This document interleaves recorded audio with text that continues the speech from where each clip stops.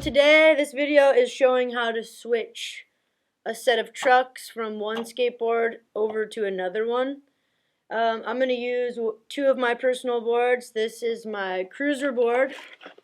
It's a custom board that somebody made for me, but it has my standard trucks on it that I use on my park and all-around board.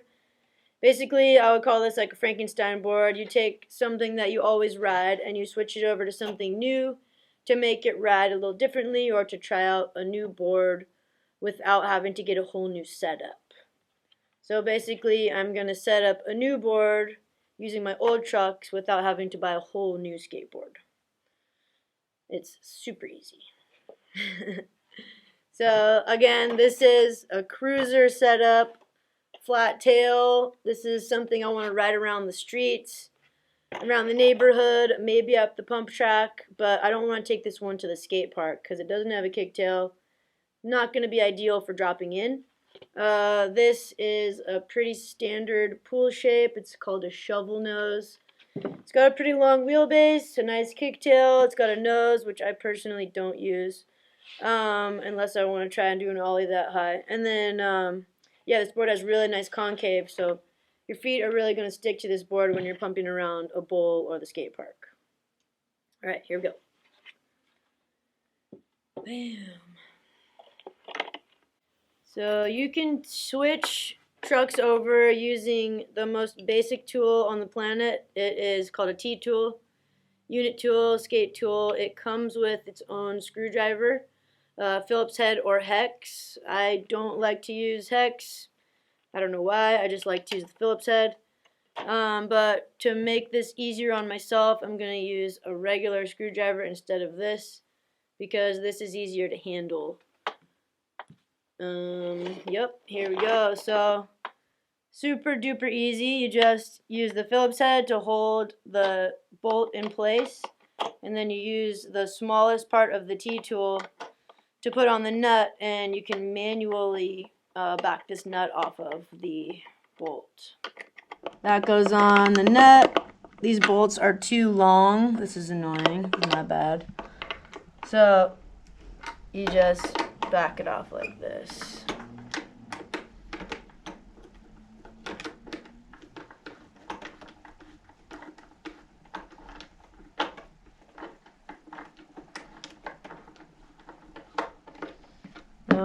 Now, these bolts are too long for this setup.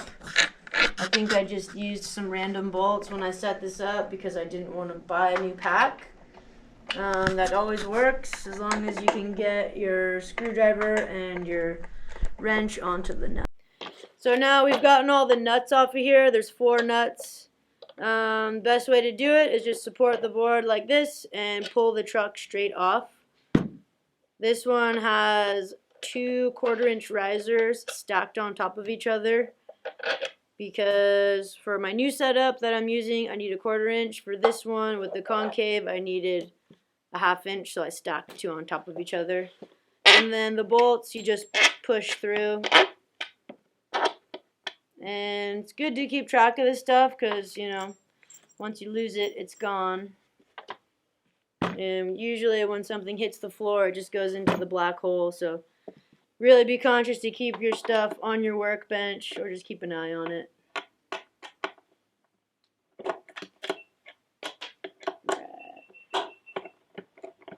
So I'm going to do the same thing on the back. Now when I'm working on someone's board in the shop, usually I'll use the power tool. We use an impact driver. It's not a drill, it's an impact driver, so it has like a little torque and tension on it. It actually works really well. But for this video, I'm just doing it by hand, fully manual. You can do this anywhere, anytime. You can do it in your car, you can do it at the skate park, you can do it in your living room, as long as you don't get everything all greasy in your mom's house. I've been yelled at for getting bearing grease on the carpet before, and I've scolded people for getting bearing grease on the carpet inside the shop. So yeah, find yourself a nice work surface that you don't mind getting a little bit dirty. Garage, driveway, whatever. Here we use carpet on top of the workbench. Keeps things from getting scratched. There you go. Again, we got all 4 nuts off, and this just pulls right off. Take off your risers, and then you push these through. There we go. So this thing's all in pieces now. Looks like the mailman's coming up. This thing's in pieces. This deck, ready to go. You can hang that on the wall. You can set it up with something else.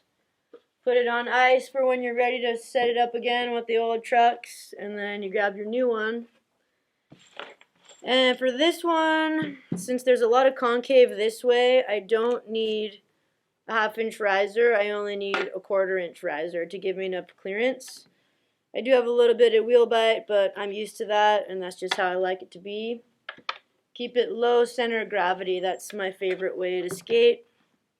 And since these bolts are so long, I'm going to use another set of bolts. You want to use the right length of bolt. You can have them too long. It won't hurt you, but it's going to be harder to work with. So 1/4 inch riser, 1 1/2 inch bolt, or excuse me, 1/4 inch riser, 1 1/4 inch bolt is pretty standard. So this board's already gripped, it's ready to go. So you want to get all your bolts into the board. Put the board on its side so that the bolts aren't going to fall out. I see people do this all the time. They put all their bolts in and they turn it upside down. And they go to put their trucks on, but half the bolts have fallen through. So make it easier on yourself. Work smarter, not harder. Just keep the board on its side so that the bolts don't fall out after you've put them in. You take your risers, hold the bolts on one side, stick the riser on there, grab your trucks, stick them on like that, keep it on its side. Now it's going to almost hold itself up, which is nice. And then you want to hold on to the bolts as you put the nuts on so that the bolts don't spin. Now this takes a little bit of dexterity, but it's not that hard. You're going to want to tighten the nuts down by hand all the way until you can't tighten them anymore. And then you're going to finish tightening them with the skate tool. All these nuts have they're called a locking nut. There's a little piece of nylon on the inside that's going to grab the threads of the bolts. So you can tighten it by hand until it stops, and then once it stops, then you got to use the tool. So same thing like when we took the trucks off.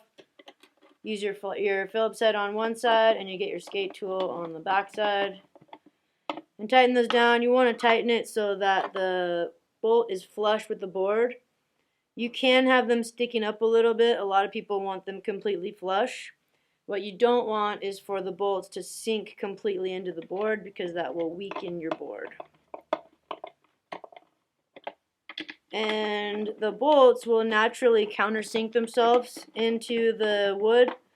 The wood is soft enough that you can sink the bolts in to where they're just flush and flat on top of the board. You don't need like a countersinking bit or anything like that. So there you go. Those are all tightened on there. We got one truck on. And I'm going to flip this one over so it's right in front of me. See, I lost one of those. You got your bolts. You're going to put your riser on there. You're going to put your truck right over the riser. And then hold the bolt with your left hand and then tighten the nut down with your right. Get it hand tight. And then you use the skate tool. So one thing that I didn't do on this, you generally want to keep track of which truck is your front and back.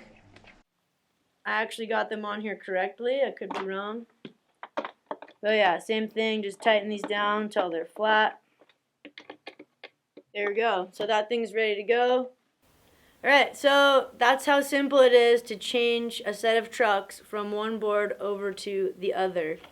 You need one simple tool, which is actually two tools. T-tool, which comes with a screwdriver, and or T-tool and a nice little handheld screwdriver, and about 5 minutes of time. Super easy. Got any questions? Leave them in the comments below and stay tuned for more tips. You! Got it.